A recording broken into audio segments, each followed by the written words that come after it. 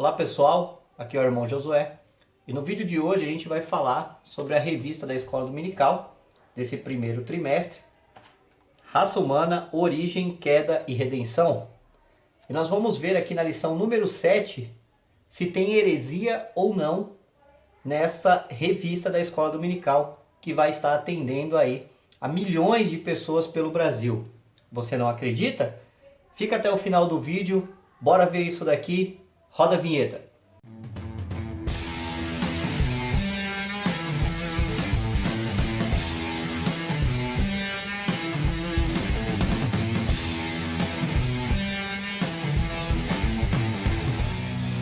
Então pessoal, eu estou trazendo esse vídeo e até com alguma antecedência, né, sobre esse assunto, para dar tempo, né, dos professores da escola dominical que são realmente comprometidos com a verdade, já irem se adiantando, né, sobre o assunto da lição número 7. Existem outras lições aqui dentro, né, mas eu peguei a número 7 porque, na minha opinião, é o calcanhar de Aquiles de qualquer teologia que a gente professe ou ensine no meio cristão, principalmente em cima dos púlpitos e principalmente na escola dominical. Tá? A CPAD lançou essa revista, né? Vai estar entrando agora no primeiro trimestre, mas eu quero falar sobre a lição número 7, porque a lição número 7 vai dizer assim, eu vou colocar aqui no vídeo, tá? Aí na sua tela. A queda do ser humano, ou seja, essa revista aqui, essa lição de número 7, vai trabalhar sobre a queda do ser humano, né? Quando o ser humano cai, o que acontece com o ser humano? E é sobre isso que a gente vai estar trabalhando. Antes de começar a falar sobre esse ensinamento errado, a qual está aqui na lição número 7, eu quero ler, vou colocar aí na tela, para os irmãos estarem lendo, acompanhando a lição de número 7, para vocês entenderem. Primeiro eu vou ler o que está na revista. Depois eu vou mostrar os pontos heréticos e errôneos dessa revista. Tá? Aliás, desta lição, né? Então vamos lá. Página 47. Ok? Vamos lá na página 47. Vai estar assim, ó, lição 7, 16 de fevereiro de 2020. A queda do ser humano, ou seja, aqui vai trabalhar a questão da queda do ser humano, tá? E o que aconteceu no pós-queda, né? Quais são as implicações desse pós-queda aqui na revista, né?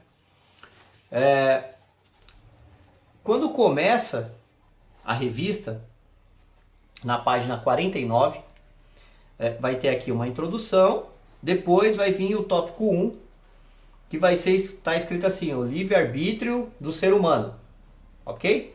Ok. E aí vai estar escrito assim, ó, neste tópico definiremos o livre-arbítrio, em seguida veremos o seu relacionamento com a soberania divina e finalmente trataremos da responsabilidade humana frente às ordenanças divinas. Até aqui, beleza? Normal, tranquilo? Tá. Então vamos para o número 1, ele vai definir aqui.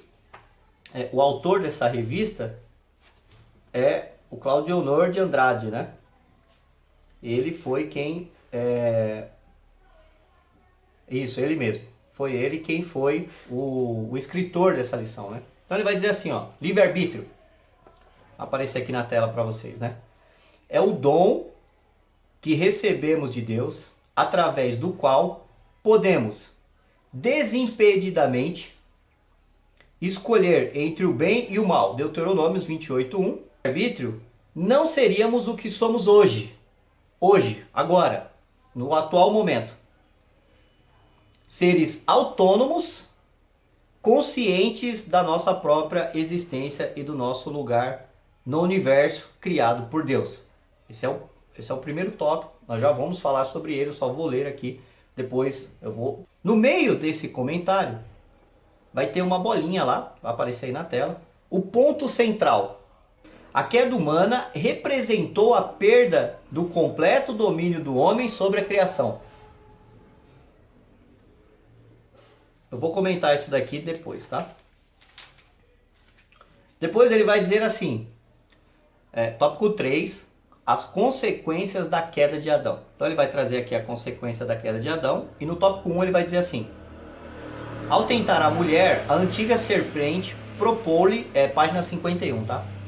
A consciência do pecado. Ele vai dizer assim: ao tentar a mulher, a antiga serpente prometeu-lhe onisciência divina, mas o que os nossos pais herdaram foi uma consciência pecaminosa geradora de más obras. Segue as referências, ele vai dizer assim: o pecado, olha só, o pecado leva-nos a perder o brilho do rosto e vigor físico. Eis porque o homem precisa nascer da água e do Espírito. Eu já vou voltar para comentar todos esses tópicos aqui que eu estou colocando dessa revista. Mais adiante, ele vai dizer assim, ainda na página 51, se você tiver a revista, você pode estar acompanhando aí, é muito bom se você fizer isso, tá? Ele vai dizer assim, vai ter o tópico 2, a perca da comunhão com Deus, ok? E aí ele vai dizer o seguinte: desde a queda, né, o homem caiu, então desde a sua queda, o ser humano, para reatar a comunhão com Deus, tem que se aproximar-se dele pela fé, Hebreus 11:6. Nesse retorno, não estávamos só. Jesus Cristo é o nosso mediador eficaz. Ele é o verdadeiro Deus e herdeiro de Deus, o verdadeiro homem. Acaba aí.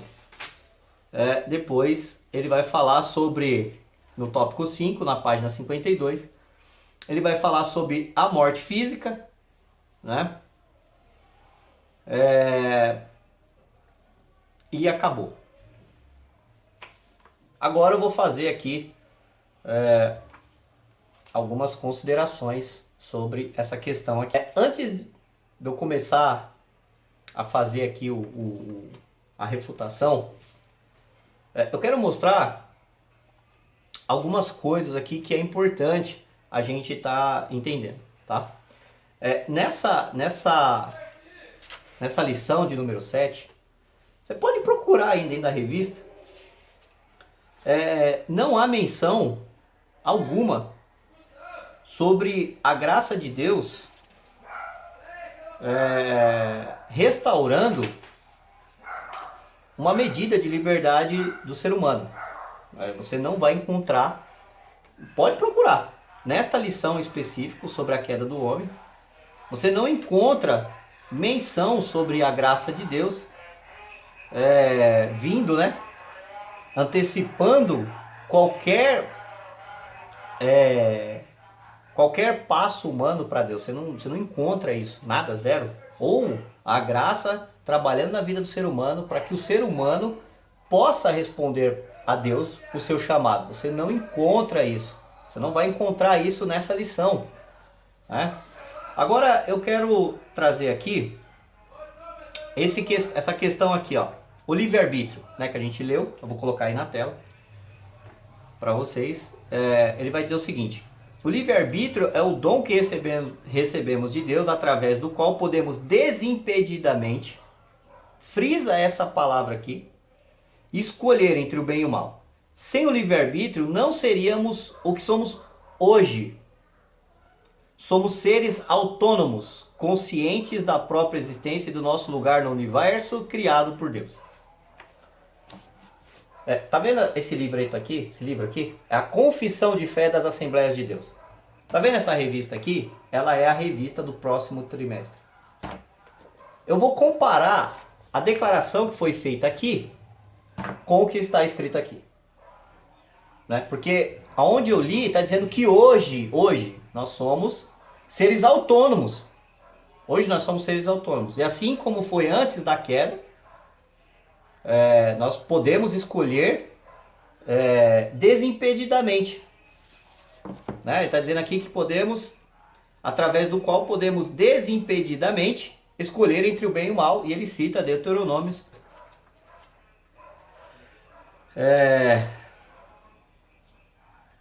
vai dizer o seguinte: a consequência da queda, tá aqui, ó. Consequência da queda.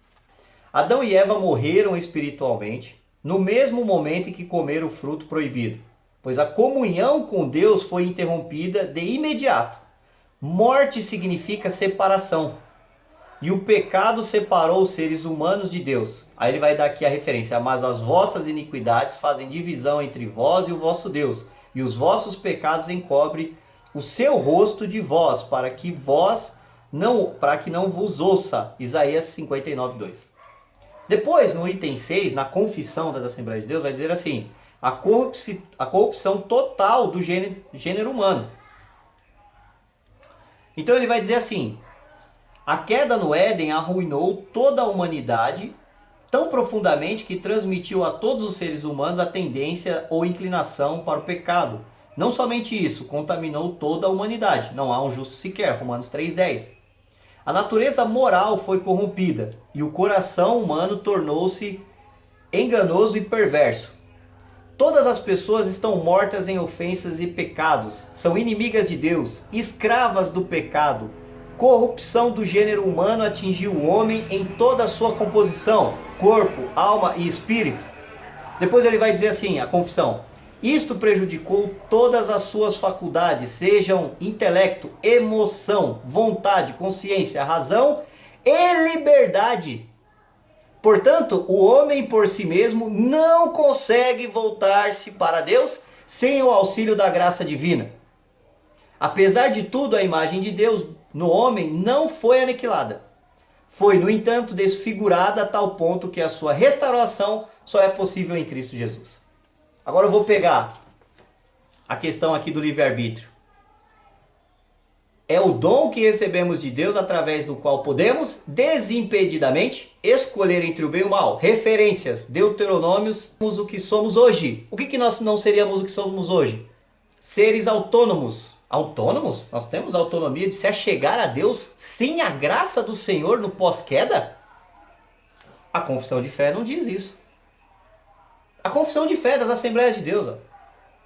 Eu tenho vários materiais que trabalham essa questão, mas eu estou colocando aqui a confissão de fé das Assembleias de Deus. Por quê? Porque eu quero que você, que é assembleano, e que realmente tem comprometimento com a verdade, e que realmente quer um ministério saudável, quer uma doutrina saudável, quer realmente ser chamado de arminiano, olha aqui, ó, confissão de fé das Assembleias de Deus.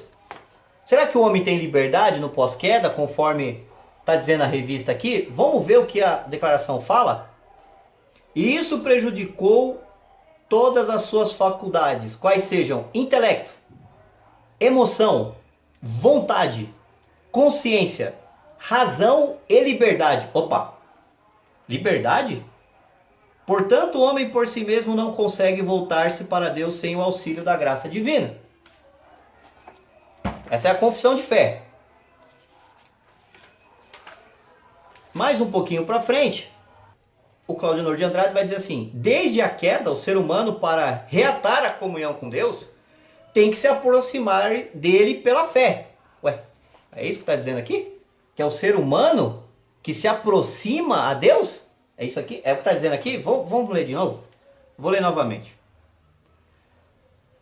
Todas as pessoas estão mortas em ofensas e pecados, são inimigas de Deus, escravas do pecado. A corrupção do gênero humano atingiu o homem em todas as suas composições, corpo, alma e espírito. Está na página 101, tá? Essa declaração aqui. Portanto, o homem por si mesmo não consegue voltar-se para Deus sem o auxílio da graça divina. Aqui está dizendo que é a graça divina? Vamos ver? Desde a queda do ser humano, para reatar a comunhão com Deus, tem que se aproximar-se dele pela fé. O ser humano ele tem condições, sem a graça divina, se aproximar de Deus pela fé? Não, não tem. A fé não é a fé que faz com que a graça de Deus chegue a ele, porque o homem está escravizado, segundo a declaração de fé da própria Assembleia de Deus. Estou usando outro material não, está aqui, ó. Está aqui. Tá? Depois vai dizer que o ponto central, olha só, tá aqui, ó. Ponto central. Tá vendo? O ponto central da queda humana representou a perca completa do homem sobre a criação. É isso que a Bíblia diz? Que esse foi o ponto central da queda? Porque o homem pecou, ele perdeu ali o seu domínio sobre a criação. É isso? Vamos perguntar aqui para a declaração de fé das Assembleias de Deus. Primeiro aqui ele está falando da consequência da queda, né? Consequência da queda. O que aconteceu quando o homem caiu, né? Será que a declaração de fé das Assembleias de Deus vai dizer que o ponto central foi a perca do domínio da criação? Vamos ver aqui, consequências da queda, né? Vai dizer assim, o relato bíblico revela, página 100, tá? O relato bíblico revela o senso de culpa foi instantâneo. Adão e Eva morreram espiritualmente no mesmo momento que comeram o fruto proibido, pois a comunhão com Deus foi interrompida de imediato. Morte significa separação e o pecado separou os seres humanos de Deus. Toda a raça humana e a própria natureza sofrem as consequências funestas do primeiro pecado humano, seguindo o justo juízo pronunciado por Deus. Essa é a consequência do pecado. Que ponto central é esse de o homem perder o domínio pela criação? O homem morreu espiritualmente. O tema e o assunto da queda é o pecado. Não é domínio. Não são coisas materiais e seculares que o homem perdeu. Ele perdeu sua salvação. Então, você quer fazer uma lição que vai falar sobre a queda do homem? Faça a lição. Agora, olha que interessante aqui. Na própria declaração de fé, nós vamos ler sobre a graça de Deus. Né? Vamos ver o que a revista fala. Graça de Deus, página 113. Cremos que todos os homens e mulheres foram atingidos pelo pecado, a tal ponto que, embora tenham sido feitos à imagem de Deus, não podem por si mesmos chegar a Deus. Não há nada que o homem natural possua ou pratique que lhe faça merecida a graça de Deus. Olha aqui. Olha aqui. Declaração de fé das Assembleias de Deus. Não há nada no ser humano, e aqui inclui até a fé. Até a fé. Não há nada que o homem natural possua. O homem natural, seu intelecto, sua vontade, a sua fé natural, nada.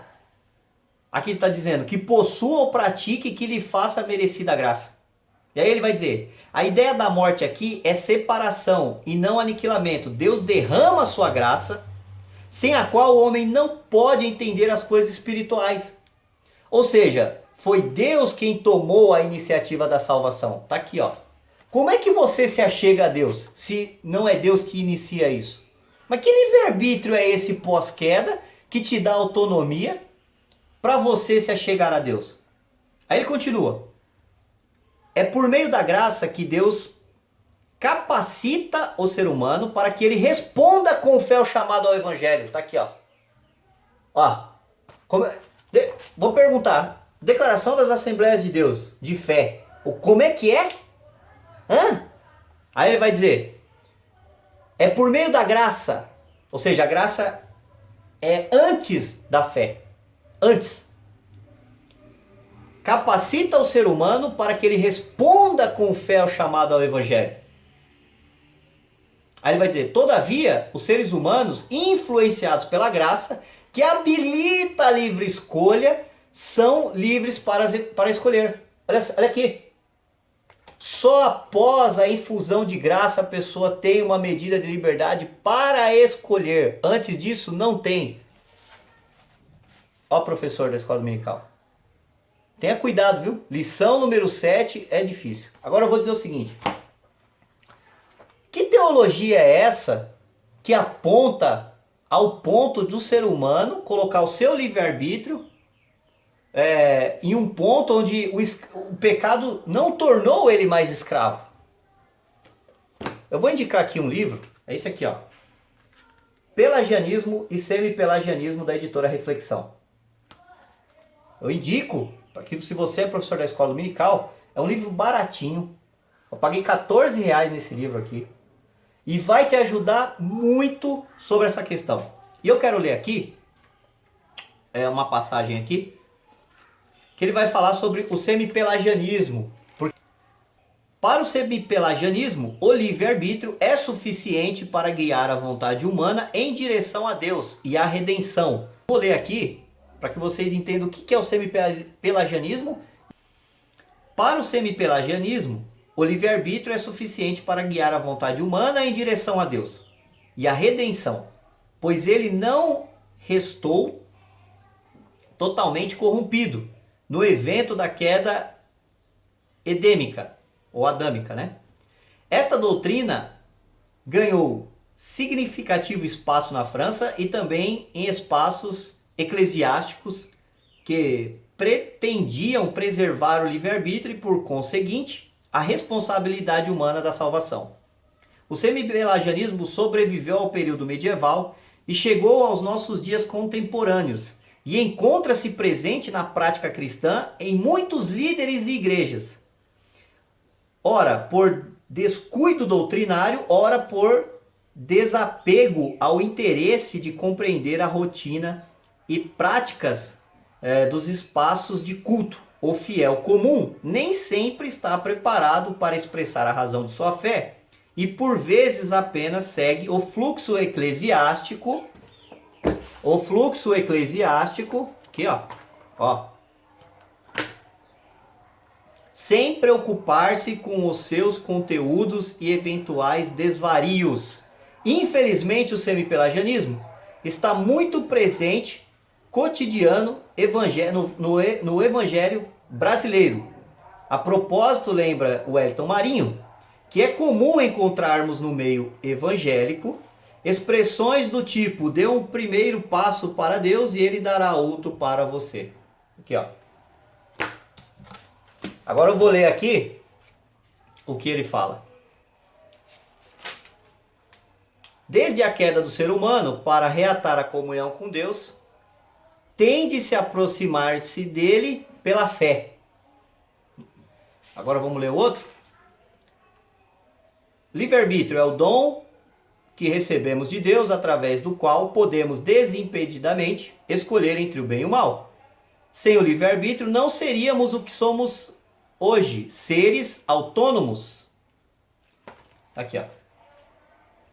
Eu aconselho, você que é professor da escola dominical, a ter esse material aqui. Mas principalmente esse daqui, ó. Eu poderia pegar aqui as obras de Armínio. Eu poderia pegar aqui Teologia Arminiana, Mitos e Realidades. Que inclusive, eu quero falar aqui sobre uma questão aqui que o Roger Olson vai dizer. Ele vai falar assim: pelagianismo e semipelagianismo. A primeira nega o pecado original e eleva as habilidades humanas, morais e naturais para viver uma vidas espirituais completas. A última, o semipelagianismo, abraça uma versão modificada do pecado original, mas acredita que os humanos têm a habilidade, mesmo em seu estado caído, de iniciar a salvação ao exercer uma boa vontade para com Deus. Aí ele vai dizer assim: o sinergismo tem a sua prática herética, né, que é essa questão da pessoa iniciar a sua própria salvação ou buscar a Deus por vontade própria. E o sinergismo evangélico, que é a posição arminiana clássica. Essa lição número 7 não é arminiana, é semi-pelagiana. Os textos estão aí, faça sua pesquisa, confronte essa lição com a declaração de fé das Assembleias de Deus. É muito importante isso, porque vocês agora que são assembleanos, vocês têm uma declaração de fé, está aqui, ó. Está aqui. Ela está aqui. E esse material aqui, ó, semipelagianismo e pelagianismo, né? Ou pelagianismo e semipelagianismo, da editora Reflexão, que é voltada para o arminianismo. Espero aí que os irmãos compreendam que nós não estamos aqui criticando todo o corpo colegiado da CPAD e das Assembleias de Deus, mas o estrago sobre essa lição é muito grande. E infelizmente são poucas as pessoas que realmente vão se preocupar com isso e que vão confrontar isso como tem que ser confrontado. E diga-se de passagem, cadê aqui? Aqui. Esse livro aqui, ó, Documentos da Igreja Cristã, ele vai mostrar que o semi-pelagianismo foi condenado no Sínodo de Orange em 529 depois de Cristo. Ele foi condenado também por Armínio. Se você tem a obra de Armínio, pode consultar lá. Ele foi condenado por Armínio, foi condenado pelos remonstrantes, foi condenado por Felipe Melanchthon. Ou seja, o arminianismo nunca aceitou o pelagianismo e o semi-pelagianismo. Nunca aceitou. Então, vai falar sobre, na página 114, ele vai falar sobre o sínodo que condenou o semi-pelagianismo. Aqui, ó. Não sei se dá para ver o tópico. E dentre esse tópico, dizer, olha um dos pontos aqui do semi-pelagianismo, ó, o quinto, tá? Ele vai dizer assim, é um dos pontos que foi discutido nesse sínodo. Ele vai dizer assim, olha o que fala o item 5, vai dizer assim, que o começo da fé, bem como o seu aumento, ou mesmo a inclinação que leva a crer naquele que justifica o ímpio, estão em nós naturalmente, não dependendo do dom da graça ou da inspiração do Espírito Santo. E ele usa Filipenses 1, 6 e 29 e Efésios 2, 8. E aí o sínodo vai dizer o seguinte, ele vai considerar isso como heresia, e olha o que ele vai colocar aqui, ó. Através do pecado de Adão, nossa liberdade foi depravada e debilitada, a tal ponto que sem a graça da prevenção preveniente, misericordiosa de Deus, ninguém poderia amar a Deus como convém, nem crer nele, nem fazer o que é reto. Também cremos, de acordo com a nossa fé católica, que, recebida a graça mediante ao batismo, todo cristão deve, com o auxílio e cooperação de Cristo, cumprir tudo o que diz respeito à salvação e à sua alma, que se anima em trabalhar fielmente. Aqui, ó. Tá aqui. Fiquem com Deus e até o próximo vídeo.